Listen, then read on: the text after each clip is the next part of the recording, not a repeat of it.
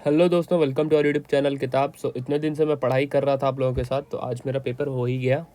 23 सितंबर shift 3 में मेरा paper था और मैं आपको पूरा एनालिसिस देने वाला हूँ कि मैंने किस तरीके से क्या अटेम्प्ट किया और क्या इजी क्या हार्ड आ रहा है। मैथ्स मेरे लिए ईजी था, मतलब बहुत ही ईजी क्वेश्चंस थे। एक दो ट्रिकी था, ट्रिकी इन द सेंस कि जो मैंने पढ़ा था बट कम फोकस किया था, जैसे प्रिज्म पिरामिड। तो प्रिज्म पिरामिड का आपको basic volume, lateral surface area और टोटल सरफेस एरिया का आपको जो फॉर्मूला होता है उसको क्लियरली याद रखना है। ठीक है, फॉर्मूला बेस्ड डायरेक्ट क्वेश्चन आएंगे आपके पिरामिड और प्रिज्म से। ठीक है, दोनों पिरामिड प्रिज्म आपको कर लेना है, मैंने यहाँ पे शायद लिखा नहीं है। फिर क्वेश्चन थे ऐसे 0 to 9 तक सबको ऐड किया तो क्या होगा, 0 to 9 तक मल्टीप्लाई किया तो क्या होगा, ऐसे ऐसे छोटे छोटे क्वेश्चन थे। CI से एक क्वेश्चन था, 15 ईयर्स में अगर सम डबल हो रहा है तो 8 टाइम्स कितने में होगा, ये क्वेश्चन था।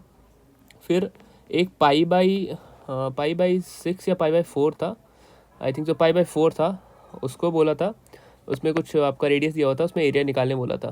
ठीक है, तो θ/316 तो πr² हो जाएगा, तो वो आपको ऐसे करना था। ठीक है, प्रिज्म का बेस पैरामीटर पूछा था। प्रिज्म से आपको चीज़ें दी हुई रहेंगी, लेटरल सरफेस एरिया और टोटल सरफेस एरिया, आपका फॉर्मूला याद होना चाहिए प्रिज्म और पिरामिड दोनों का ही। यहाँ पे पैरेललोग्राम बेस पे आज पूछा था। ठीक है, DCD से एक बिल्कुल इजी क्वेश्चन था, फॉर्मूला लगाओ √d² minus R1 minus R2 का होल स्क्वायर लगाओगे, आपका इजीली आ जाएगा। ठीक है, अंडर रूट में। स्फेयर इनसाइड सिलेंडर, ये क्वेश्चन पूछा था कि एक सिलेंडर है, ठीक है, सिलेंडर के अंदर एक स्फेयर रख दिया गया जो कि परफेक्टली फिट हो गया है।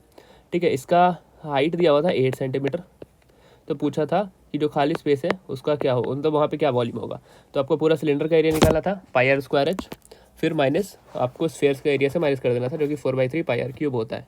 ठीक है, ऑप्शन भी बिल्कुल ऐसे थे, 512 माइनस 256/3 पाई, ऐसा कुछ ऑप्शन थे। तो ऐसे ऐसे ऑप्शन मतलब कैलकुलेट करने की ज़रूरत नहीं है, इसलिए आप वहीं पर टिक कर सकते हो। एक क्वेश्चन थोड़ा सा मुझे ट्रिकी लगा, पहले x% बढ़ाया गया, एक नंबर को x% बढ़ाया, फिर x% घटाया, वो इक्वल है जो ओरिजिनल सम है उससे 10% कम के। ठीक है, ट्रिकी नहीं था बट ठीक है, ऐसे बेसिक क्वेश्चन भी कह सकते हैं। x% बढ़ाया, फिर x% घटाया, फिर जो इक्वल आया वो इक्वल है ओरिजिनल नंबर के 10% कम के। तो थोड़ा सा ये ट्रिकी इन द सेंस कि यहाँ पे कैलकुलेशन इन्वॉल्व था, तो ये अप्रॉक्सीमेशन में आंसर था, तो ये भी आप देख लेना। ठीक है, एक क्वेश्चन था ट्रेपेजियम आप थोड़ा सा अच्छे से कर लेना, ट्रेपेजियम से क्वेश्चन बन रहे हैं। एक किसान है जिसका 2 ट्रेपेजियम फील्ड है, दोनों का पैरेलल लाइन दिया हुआ है, आपका हाइट दिया हुआ है, दोनों का आपको एरिया निकालना था और कुछ कॉस्ट निकाला था, वो नंबर दिया हुआ था, उसे आपको मल्टीप्लाई करके आंसर आया था। ठीक है, प्रॉफिट एंड लॉस का एक काफ़ी इजी क्वेश्चन आया था, मुझे अभी याद नहीं है, वो आप इजीली कर लोगे। रीजनिंग बिल्कुल ईजी आ रहा है, एड्रेस मैचिंग एक नया कॉन्सेप्ट ऐड हो गया है, बस वो भी बिल्कुल ईजी था। मेरा पता है सब सेम एड्रेस था और ऑप्शंस में जो स्टेट है उसको बदल दिया था, कर्नाटका, केरला, तमिलनाडु। तो कर्नाटका क्वेश्चन में था तो नीचे भी कर्नाटका लगा दिया मैंने। ठीक है, तो रीजनिंग के लिए बिल्कुल भी आपको दिक्कत नहीं है। ठीक है, इजीली आप कर लोगे। इंग्लिश में हमारा रोडेलेंट का एंटोनिम आया था, फिर साइनिक का एक वन वर्ड आया था, होमोनिम आया था जो कि काफ़ी कंफ्यूजिंग था, बट होमोनिम आप थोड़ा सा ऑप्शंस को आप चेंजेस कर सकते हो, ऑप्शंस में अगर सही से आप लाइक ऑड वन आउट निकाल सकते हो तो आप कर लोगे। ठीक है, क्लोज टेस्ट थोड़ा टफ था, मतलब ज़्यादा ही टफ था, थोड़ा क्या बहुत ज़्यादा टफ था क्लोज टेस्ट, क्योंकि हर एक लाइन मुझे तो अभी तक कॉन्टेक्स्ट ही समझ नहीं आ रही कि क्लोज टेस्ट था किस टॉपिक पे। ठीक है, तो वैसे चीज़ें आपको इग्नोर कर देनी है। ठीक है, फर्स्ट राउंड में तो बिल्कुल मत करना, क्लोज टेस्ट पढ़ना ही मत। मैं जैसे ही देखा मैंने पढ़ा ही नहीं उसे। ठीक है, प्ले गूसबेरी नाम के इडियम आया था। ठीक है, प्ले गूसबेरी का रोल किया होगा आप में से सब ने कभी ना कभी। फिर एक्टिव, पैसिव और नरेशन आपको क्लियर रखना है। ठीक है, नेक्स्ट है जीके थोड़ा सबसे ज़्यादा टफ आया था। ठीक है, बहुत ही टफ क्वेश्चन इससे आपको बने थे। पोलो मैच द फॉलोइंग आया था, पोलो गेम से। स्पोर्ट्स पे ज़्यादा फोकस किया गया है। एक हमारा ऑड वन आउट था K2 कंचनजंगा, दोडा बेटा और नंगा पर्वत। तो इसमें ऑड वन आउट था, तो दोडा बेटा हमारा साउथ में है, बाकी सब हमारा ऊपर नॉर्थ हिमालयाज़ में है। ठीक है, तो ऐसे ऐसे क्वेश्चन आए थे। बाकी और भी क्वेश्चन अगर मुझे कुछ याद आते तो मैं टेलीग्राम पर डाल दूंगा। बाकी ये सारे क्वेश्चन थे जो आपको अच्छे से देख लेने हैं। मैं अपना पर्सनल लेवल पे एडवाइस दूं तो जीके एक्स्ट्रा कुछ भी मत पढ़ो, जो भी रिव्यूज़ में देख रहे हो बस वही कर लो, और एक्स्ट्रा टाइम वेस्ट बिल्कुल मत करो, ना करंट अफेयर्स पे ना ही स्टैटिक पे, जो भी पढ़ते हो आप। क्यों? क्योंकि फॉर एग्जांपल मान लो मैं 360 आर्टिकल पढ़ता हूँ, तो 360 में पढ़ के चलेगा, उसमें ऐसे घुमा के क्वेश्चन दे देगा ना, आप कर ही नहीं पाओगे, क्या फ़ायदा फिर पढ़ने का। ठीक है, क्वेश्चन घुमा के दे रहा है तो आप कर ही नहीं पाओगे, तो वो पढ़ के भी क्या फ़ायदा जब आप इन सब पे फोकस कर सकते हो। रीजनिंग कर लो, रीजनिंग और इंग्लिश, रीजनिंग और मैथ्स इजी टू डू है, आप एक राउंड में इजीली कर लोगे। तो तो रीजनिंग मैथ्स के बारे में सोचना ही नहीं है।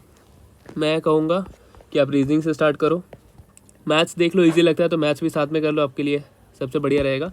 फिर इंग्लिश देख लो, फिर हमारा जीके देख लो, और फिर आप इंग्लिश देख लेना, ठीक है। रीजनिंग मैथ कर सकते हो सबसे पहले, या फिर स्टार्टिंग में आपको ये भी कर सकते हो रीजनिंग करिए। रीजनिंग सच में बहुत ईजी है। अगर आपको मैथ्स थोड़ा टफ लगता है तो उसके बाद जीके देख लो, जीके थोड़ा सा ज़्यादा ही टफ होगा। फिर इंग्लिश देख लो और लास्ट में मैथ्स कर लेना, ठीक है। मैथ्स भी ईजी टू डू है, आराम से आप 12 से 13 मिनट में मैथ्स पूरा कर लोगे। बिल्कुल एक लाइन में आप सॉल्व कर लो, ऐसे क्वेश्चन ऐसे आंसर्स आ रहे हैं, ठीक है। तो आई होप आपको चीज़ें क्लियर हुई होंगी। कोई भी डाउट हो तो टेलीग्राम चैनल ज्वाइन कर लेना हमारा, किताब फॉर एसएससी। वहाँ पे डिस्कशन हुआ है अभी थोड़ी देर पहले हमारे लोगों से, किताब फॉर एसएससी। तो वहाँ पे मैंने बताया क्या क्या क्वेश्चंस आए थे, और भी जो मुझे याद आते हैं या फिर मुझे कहीं से मिलते हैं बाकी शिफ्ट के भी, तो मैं वहाँ पे डालते रहता हूँ। वहाँ पे डिस्कशन में बहुत सारी चीज़ें पता चलते रहती लोगों को। तो ज़रूर से आप किताब फॉर एसएससी और साथ साथ इसका डिस्कशन ग्रुप भी ज्वाइन कर लेना, ठीक है। आई होप आपको चीज़ें क्लियर हुई होंगी। तो आप मैथ्स रीजनिंग के थोड़े थोड़े मॉक दे दो, मतलब अगर आपका आगे एग्जाम है तो। इंग्लिश पे थोड़ा आपका ज़्यादा फोकस रहना चाहिए, थोड़ा सा वोकैब वगैरह। वोकैब क्योंकि नए आ रहे हैं तो उसमें भी कुछ कह नहीं सकते, तो जो जो आ रहे हैं ना उसको आप रिवाइज कर लो, जैसे रोडोलेंट वगैरह। अब पूछते हैं जीके में कुछ रिपीट हुआ क्या। जीके में एक पीटी उषा वाला जो क्वेश्चन था वो रिपीट हुआ था, बट वो स्टेटमेंट में था। स्टेटमेंट में भी आपको चूज़ करना था। पीटी उषा ने 400 मीटर में कितने टाइम से हारी थी, आई थिंक 1/100 सेकेंड था, कुछ ऐसा था, मुझे अच्छे से याद नहीं है। तो यही था आज का रिव्यू मेरे एग्ज़ाम का। और कुछ भी डाउट हो तो आप हमारे कमेंट सेक्शन में साथ साथ टेलीग्राम चैनल पे पूछ सकते हो, ठीक है। Thank you.